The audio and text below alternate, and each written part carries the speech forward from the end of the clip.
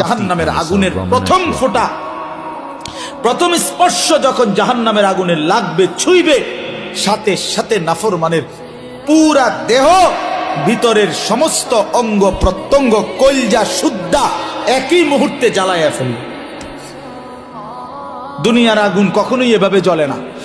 দুনিয়ার আগুন এক সাইড থেকে জ্বলতে থাকে, চেষ্টা করে লাফালাফি করলে, দৌড়ঝাঁপ করলে, ইচ্ছা করলে হয়তো বাঁচানো যায়। এটুকু পুড়ে গেছে, বাকিটা বাইচা গেছে, এটুকু পুড়া গেছে, বাকিটা বাইচা গেছে, আঙ্গুলগুলো পুড়া গেছে, বাকিটা বাইচা গেছে, ঠিক না?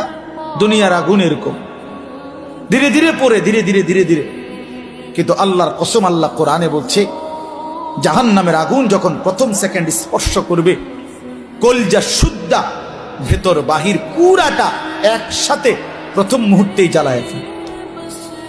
লাভ দিবেন, দৌড়াবেন না। ইন্নাহা আলাইহিম মুসাদা ফি আমাদিম মুমাদ্দাদা। আল্লাহ বলেন, আগে জাহান্নামের মোটা খুঁটিতে বান দেওয়া হবে, এরপরে আগুন জ্বালানো। হ্যাঁ, এটা কোরআন শরীফের আয়াত।